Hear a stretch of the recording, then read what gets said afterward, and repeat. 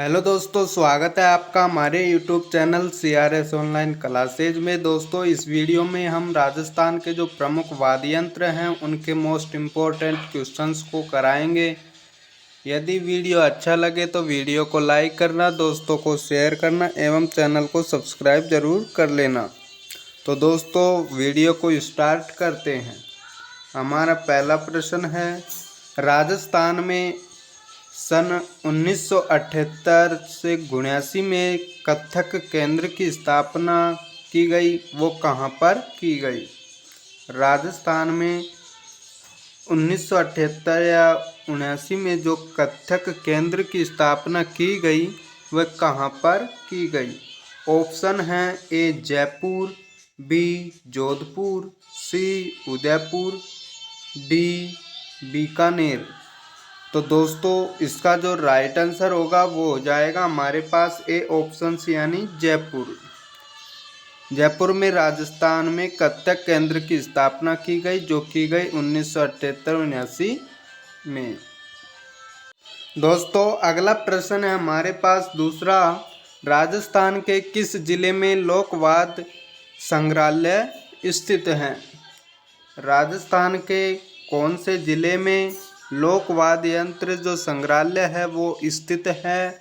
Option है ए Jaipur, B Jodhpur, सी Udaipur, D Bikaner.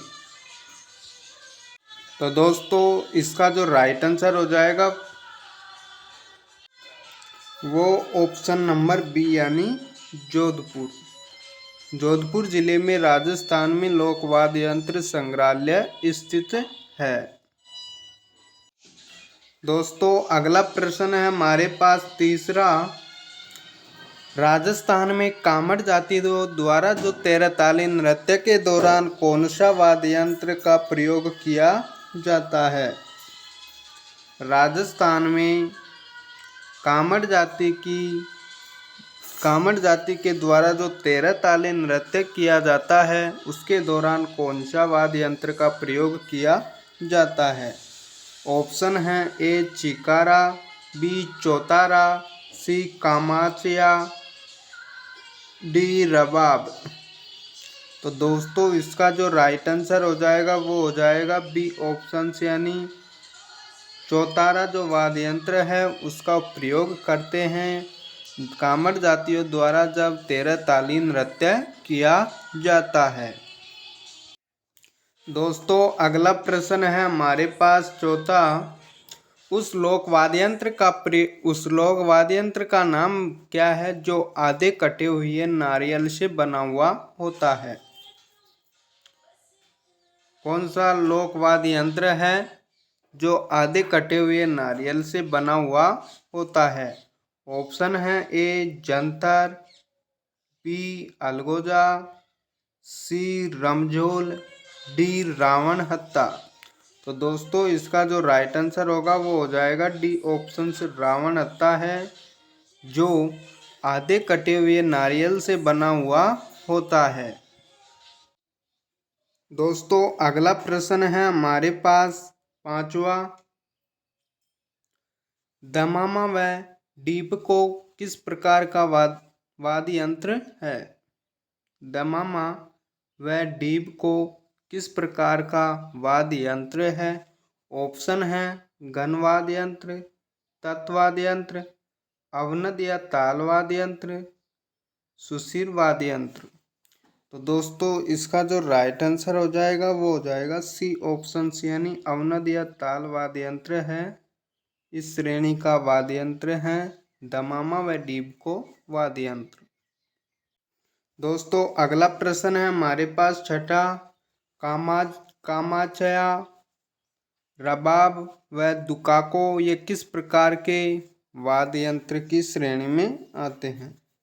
कामाचा, रबाब, दुकाको ये वाद्य यंत्र हैं वो किस प्रकार के वाद्य यंत्र की श्रेणी में आते हैं?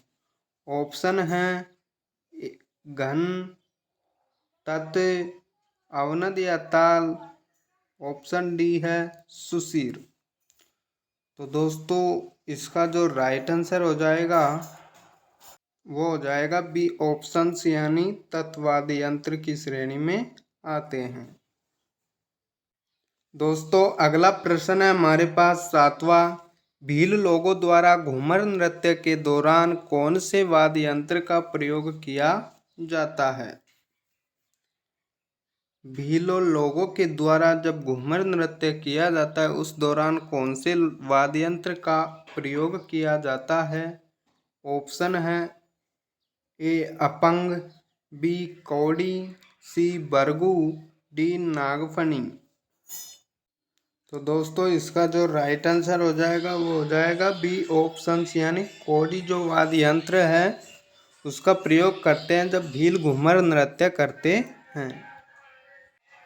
दोस्तों अगला प्रश्न है हमारे पास 8वां।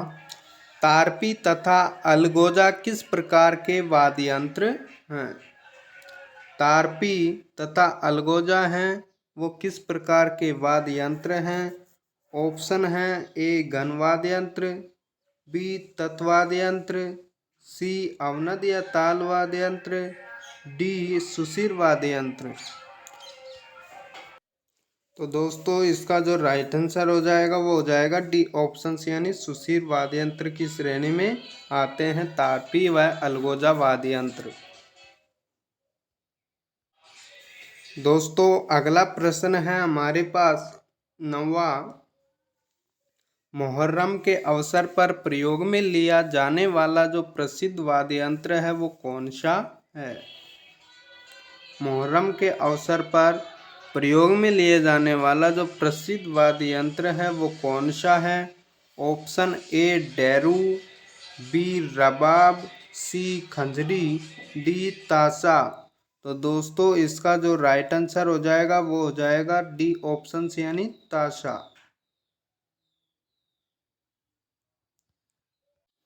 दोस्तों अगला प्रश्न है हमारे पास 11वां। निम्नलिखित में से किस वाद्य यंत्र की बनावट झाड़ी नुमा या अंग्रेजी वर्णमाला के बी अक्षर होता है उसके अनुरूप होती है तथा इसका उपनाम घंटी बाजा है? निम्नलिखित में से कौन सा वाद्य यंत्र है जिसकी बनावट या झाड़ी नुमा या अंग्रेजी वर्णमाला के बी अक्षर के अनुरूप होती है और इसका उपनाम है जो घंटी बाजा है? ऑप्शन है ए कागरच, बी श्रीमंडल, सी पावरी, डी रमझोल। तो दोस्तों इसका जो राइट आंसर होगा वो हो जाएगा बी ऑप्शन, यानी श्रीमंडल है जो वाद्य यंत्र इसकी बनावट झाड़ी नुमा और अंग्रेजी के वर्णमाला बी अक्षर के अनुरूप होती है। इसका उपनाम घंटी बाजा है। जबकि जो पावरी वाद्य यंत्र है उसका रूप है जो अंग्रेजी वर्णमाला के सी अक्षर के अनुसार है। दोस्तों अगला प्रश्न है हमारे पास 12वां। निम्नलिखित में से किस वाद्य यंत्र का आकार झुमके के समान है? इनमें से कौन सा वाद्य यंत्र है जिसका आकार है जो झुमके के समान है? ऑप्शन है ए कागरच, बी श्रीमंडल, सी पावरी, डी रमझोल। तो दोस्तों इसका जो राइट आंसर होगा वो हो जाएगा ए ऑप्शन, यानी कागरच है। इसका आकार है जो झुमके के समान है। दोस्तों अगला प्रश्न है हमारे पास 13वां। निम्नलिखित में से किस वाद्य यंत्र का प्रयोग बोपो अपने इष्ट देव को प्रसन्न करने के लिए करते हैं? इनमें से कौन सा वाद्य यंत्र है जिसका प्रयोग बोपा अपने इष्ट देव को प्रसन्न करने के लिए उस वाद्य यंत्र का प्रयोग करते हैं बोपो के द्वारा? ऑप्शन है ए गुरालियो, बी खड़ताल, सी झांझ, डी हाकल। दोस्तों इसका जो राइट आंसर होगा वो हो जाएगा डी ऑप्शन, यानी हाकल है। उसका प्रयोग भोपो के द्वारा अपने इष्ट देव है उसको प्रसन्न करने के लिए प्रयोग करते हैं। दोस्तों अगला प्रश्न है हमारे पास 14वां। निम्नलिखित में से किस वाद्य यंत्र को आदिवासी क्षेत्र में बांस का बाजा कहते हैं? साथ ही बताइए कि भील लोग वर्षा ऋतु में किस वाद्य यंत्र का प्रयोग करते हैं? इनमें से कौन सा वाद्य यंत्र है जिसको आदिवासी क्षेत्र में बांस का बाजा कहते हैं और साथ ही कि भील हैं जो भील लोग वर्षा ऋतु में किस वाद्य यंत्र का प्रयोग करते हैं? ऑप्शन है ए गुरालियो या कानी, बी खड़ताल करना, सी झांझ मृदंग, डी हाकल सतारा। तो दोस्तों इसका जो राइट आंसर है वो हो जाएगा ए ऑप्शन, यानी गुरालियो या कानी है जिसे आदिवासी क्षेत्र में बांस का बाजा कहते हैं और ये लोग हैं जो भील लोग वो वर्षा ऋतु में इसी वाद्य यंत्र का प्रयोग करते हैं। दोस्तों अगला प्रश्न है हमारे पास 15वां, निम्नलिखित में से किस वाद्य यंत्र का संबंध अजमेर के पुष्कर निवासी रामकिशन सोलंकी से है? इनमें से कौन सा वाद्य यंत्र है जिसका संबंध अजमेर के पुष्कर निवासी रामकिशन सोलंकी है उससे है? ऑप्शन है ए शहनाई, बी ढोलक, सी नगाड़ा, डी अलगोजा। तो दोस्तों इसका जो राइट आंसर होगा वो हो जाएगा ए ऑप्शन से यानी शहनाई है।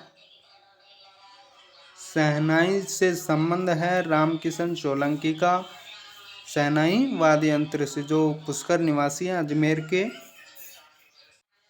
सॉरी दोस्तों इसका जो राइट आंसर होगा वो सी ऑप्शन होगा यानी नगाड़ा।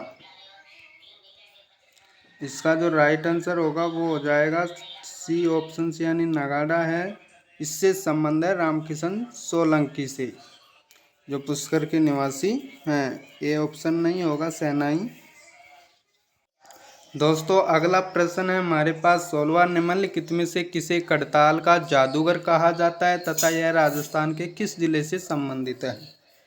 इनमें से किसे खड़ताल का जादूगर कहा जाता है और यह राजस्थान के किस जिले से संबंधित है? ऑप्शन है ए रामनाथ चौधरी जयपुर, बी रामकिशन सोलंकी अजमेर, सी सिद्दीक खां मांगणियार जैसलमेर, डी पंडित जसराज मंडोरी हिसार। तो दोस्तों इसका जो राइट आंसर होगा वो हो जाएगा सी ऑप्शंस, यानी सिद्दीक खां मांगणियार जो जैसलमेर से हैं उनको खड़ताल का जादूगर कहा जाता है। दोस्तों अगला प्रश्न है हमारे पास 17वां, गुर्जर बोपो देवनारायण जी की फड़का वाचन करते समय किस वाद्य यंत्र का प्रयोग करते हैं? गुर्जरों के द्वारा देवनारायण जी हैं उनकी फड़का जब वाचन करते हैं यानी उसको बाँचते हैं तो उस समय कौन से वाद्य यंत्र का प्रयोग किया जाता है? ऑप्शन है ए जंतर, बी अलगोजा, सी रमजोल, डी रावण हत्ता। तो दोस्तों इसका जो राइट आंसर हो जाएगा वो हो जाएगा ए ऑप्शन सी यानी जंतर। जंतर दो वाद्य यंत्र है उसका प्रयोग देवनारायण जी फड़का जब वाचन करते हैं तो उस समय इसका प्रयोग किया जाता है गुर्जरों द्वारा। दोस्तों अगला प्रश्न है हमारे पास 18वां, नायक बोपा पाबू जी की फड़का वाचन करते समय किस वाद्य यंत्र का प्रयोग करते हैं? नायक बोपा हैं जो पाबू जी की फड़का वाचन करते हैं यानी पाबू जी की फड़ को वाँचते हैं उस समय किस वाद्य यंत्र का प्रयोग करते हैं? ऑप्शन है ए जंतर, बी अलगोजा, सी रमजोल, डी रावण हत्ता। तो दोस्तों इसका जो राइट आंसर होगा वो हो जाएगा डी ऑप्शन से यानी रावण हत्ता है उसका प्रयोग करते हैं पाबू जी की फड़का वाचन करते समय जो नायक बोपा द्वारा किया जाता है। दोस्तों अगला प्रश्न है हमारे पास 19वां, किस तत्वाद यंत्र को सारंगी की रानी भी कहा जाता है? कौन सा तत्वाद यंत्र है जिसको सारंगी की रानी कहा जाता है? ऑप्शन है ए चिकारा, बी चौतारा, सी कामाचिया, डी रबाब। तो दोस्तों इसका जो राइट आंसर हो जाएगा वो हो जाएगा सी ऑप्शंस यानी कामाचिया है जो सारंगी की रानी कहा जाता है इस वाद्य यंत्र को, जो तत्वाद्य यंत्र है। दोस्तों अगला प्रश्न है हमारे पास, 20वां निम्नलिखित में से भवाई जाति का प्रिय वाद्य यंत्र कौन सा है जिसे रणभेरी वाद्य यंत्र भी कहा जाता है। इनमें से भवाई जाति का जो प्रिय वाद्य यंत्र है वो कौन सा है जिसको रणभेरी वाद्य यंत्र भी कहा जाता है। ऑप्शन है ए जंतर, बी अलगोजा, सी भूंगल, डी मशक। तो दोस्तों इसका जो राइट आंसर होगा वो हो जाएगा सी ऑप्शन से, यानी भूंगल है। इस वाद्य यंत्र को भवाई जाति का प्रिय वाद्य यंत्र कहा जाता है और रणभेरी वाद्य यंत्र भी इसी को कहा जाता है। दोस्तों अगला प्रश्न है हमारे पास 21वां, जैसलमेर का कर्णा भील किस वाद्य यंत्र के वादक के लिए प्रसिद्ध हैं।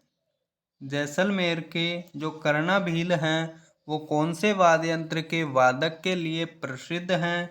ऑप्शन हैं ए बांकिया, बी नड, सी तुरही, डी मोरचंग। तो दोस्तों इसका जो राइट आंसर हो जाएगा वो हो जाएगा बी ऑप्शन से, यानी नड वाद्य यंत्र है। उसके वादक के लिए जैसलमेर के जो कर्णा भील हैं वो प्रसिद्ध हैं। दोस्तों अगला प्रश्न है हमारे पास 22वां, पेपे खां मांगणियार का संबंध किस वाद्य यंत्र से है। पेपे खां मांगणियार है उनका संबंध कौन से वाद्य यंत्र से है। ऑप्शन ए बांसुरी, बी सुरनाई, सी सहनाई, डी नौबत। तो दोस्तों इसका जो राइट आंसर होगा वो हो जाएगा बी ऑप्शन से, यानी सुरनाई है उस वाद्य यंत्र से पेपे खां मांगणियार का संबंध है। दोस्तों मांगी बाई प्रमुख सेनाई वादिका है। मांगी बाई हैं जो प्रमुख सेनाई वादिका हैं। प्रसिद्ध सेनाई वादक बिस्मिल्लाह खां को भारत का रत्न 2011 में दिया गया था।